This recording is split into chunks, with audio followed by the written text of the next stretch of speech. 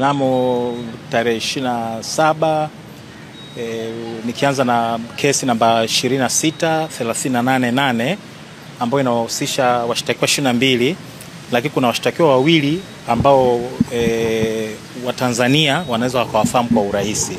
Mshtakiwa wa kwanza anaitwa Jennifer Jovin almaarufu Nifa.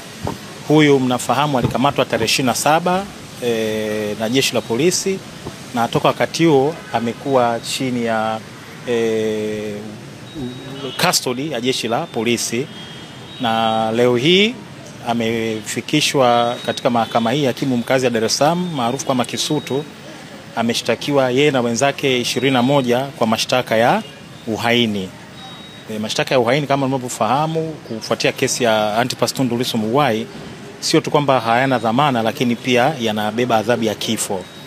Kwa hiyo hayo ndio mashtaka ambayo ameshtakiwa nayo. Tumetoa hoja kadhaa, mlikuwa mahakamani mmesikia, ikiwemo kwamba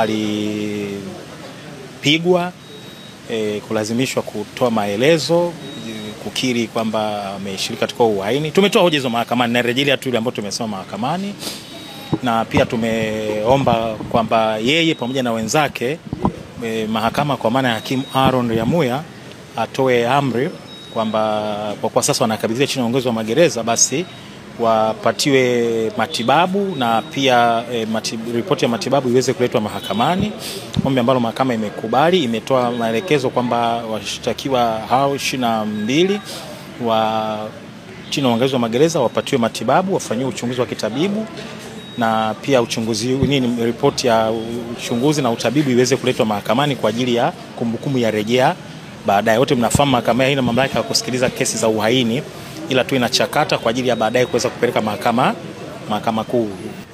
Strong Income pamoja na almaarufu Nifa wamefikishwa katika mahakama hii na wameshtakiwa kwa mashtaka ya uhaini katika kesi niliyoitaja. Kwa hiyo tumeichakata hivyo.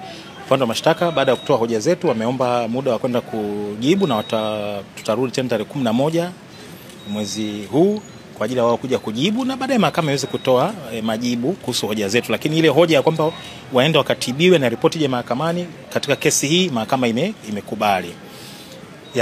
Kesi nyingine namba